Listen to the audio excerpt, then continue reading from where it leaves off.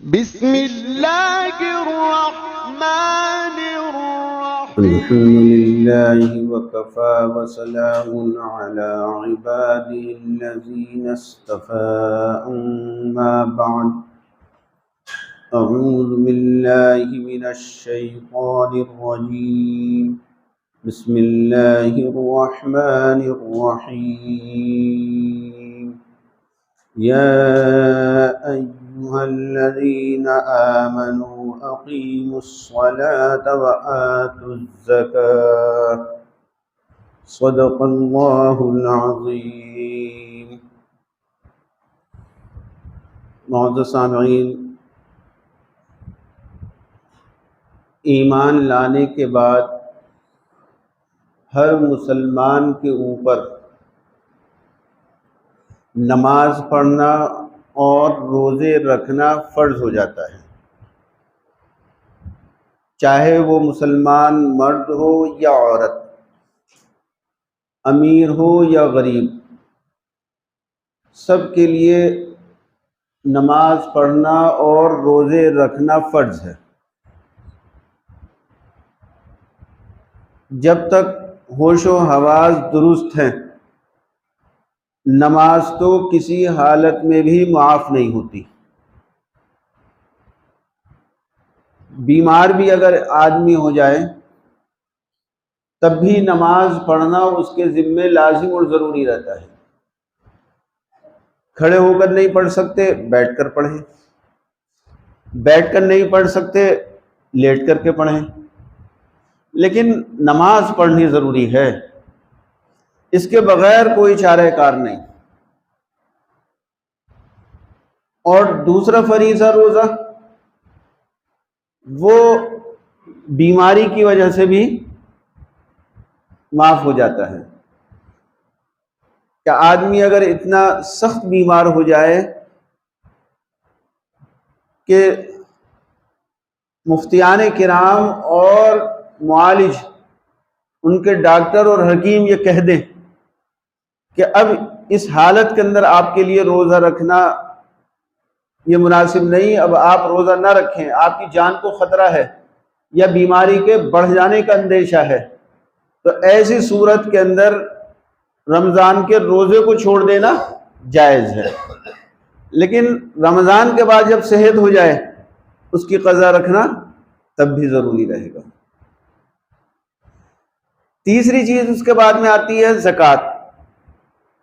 اللہ تعالیٰ نے جن لوگوں کو مال دیا ہے، صاحب نصاب بنایا ہے، اس کی تفصیل انشاءاللہ میں بعد میں عرض کروں گا، تو جن کو اللہ تعالیٰ نے مال لے کر صاحب نصاب بنایا ہے ان کو اپنے مال کی زکوٰۃ ادا کرنا یہ بھی فرض ہے۔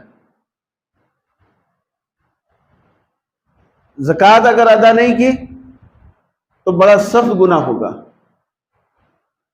میرے دوستوں، سوچنے کی بات ہے، دیکھیے ہمارے اور آپ کے پاس جو بھی مال و دولت ہے، روپیہ پیسہ ہے، سونا چاندی ہے، کاروبار کا پیسہ ہے، حقیقت میں ان ساری چیزوں کے مالک اللہ تبارک و تعالی ہیں۔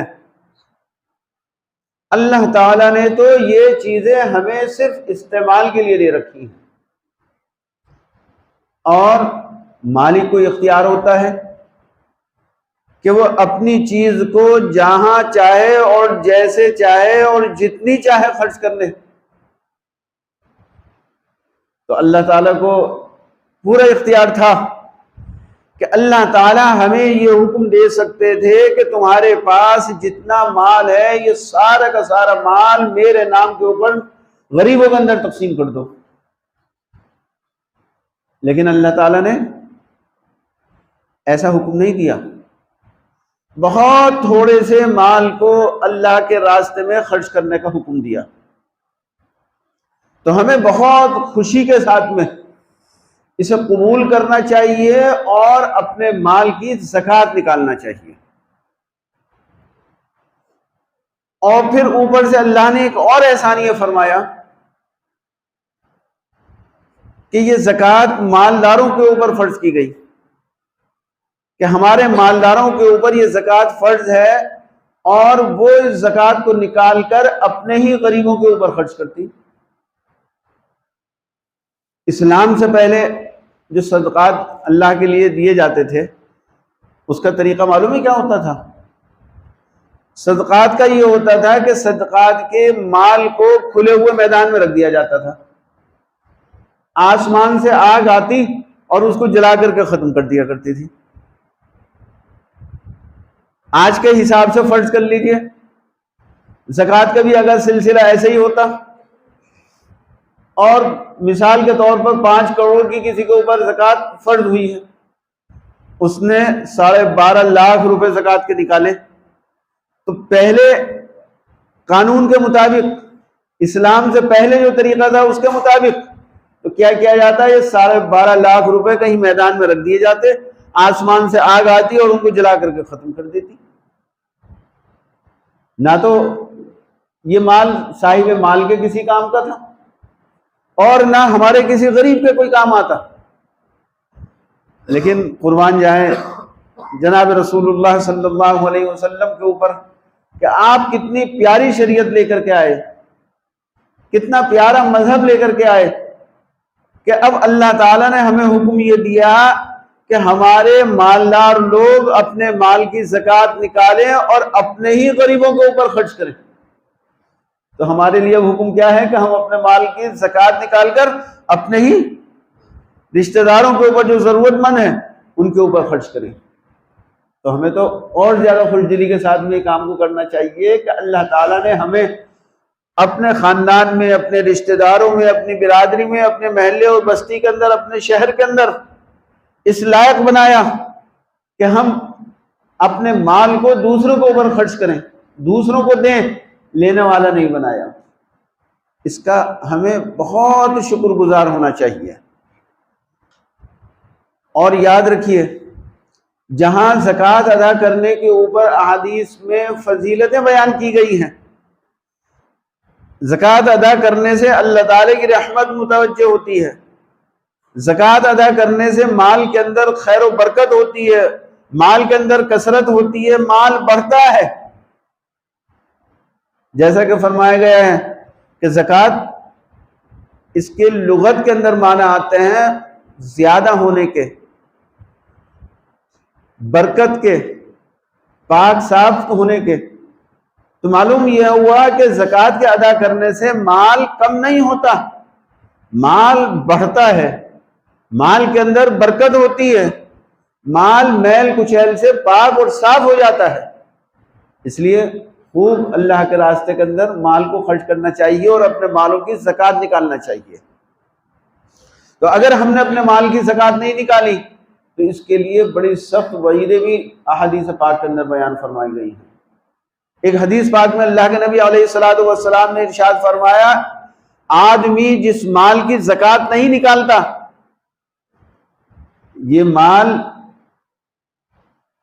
جہنم کی تختیاں بنا دی جائیں گی، اس مال کی جہنم کی تختیاں بنا دی جائیں گی اور جہنم کی آگ کے اندر انہیں گرم کیا جائے گا، اور گرم کرنے کے بعد میں اس شخص کے دونوں شانوں کو، پیٹھ کو، پیشانی کو داغا جائے گا، اور جب وہ ٹھنڈی ہو جائیں گی پھر جہنم کی آگ کے اندر گرم کی جائیں گی اور پھر داغا جائے گا۔ یہ سلسلہ اس کے ساتھ مسلسل چلتا رہے گا۔ کتنی تکلیف ہوگی۔ آج اگر ہمیں ذرا سی ہم کوئی گرم چیز پکڑ لیں تو کیا حال ہو جاتا ہے، اور وہاں جہنم کی آگ کے اندر وہ تختیاں تپائی جائیں گی، گرم کی جائیں گی اور ان سے داغا جائے گا۔ اور ایک اور دوسری حدیث پاک ہے، اس میں اللہ کے نبی علیہ الصلوۃ والسلام نے ارشاد فرمایا، یہ مال جس کی زکوٰۃ ادا نہیں کی جائے گی اس کو گنجے سانپ کی شکل دے دی جائے گی، اور یہ سانپ اس کی گردن کے اندر لپٹ جائے گا، لپٹنے کے بعد اس میں جبڑوں کو پکڑے گا اور نوچے گا، ڈسے گا، کھائے گا اور کہے گا یہ میں تیرا وہی مال ہوں جس کی تو زکوٰۃ ادا نہیں کیا کرتا تھا۔ کتنے سخت عذاب ہے زکوٰۃ ادا نہ کرنے پر۔ اور بھی میرا عزیز و دوستو بہت ساری وعیدیں بیان کی گئی ہیں ذات زکوٰۃ کے ادا نہ کرنے کے اوپر۔ اس لیے ہم لوگوں کو چاہیے کہ اپنے مال کا ٹھیک ٹھیک حساب لگا کر، پائی پائی کا حساب لگا کر زکوٰۃ نکالیں، اور گندے مال کو، میل کچیل کو اپنے مال سے علیحدہ کر دیں اور اپنا پاک صاف مال اپنے پاس میں رکھیں۔ اللہ پاک ہمیں صحیح معنی میں اپنے مال کی زکوٰۃ نکالنے کی توفیق عطا فرمائے۔ وآخر دعوانا ان الحمد للہ رب العالمین۔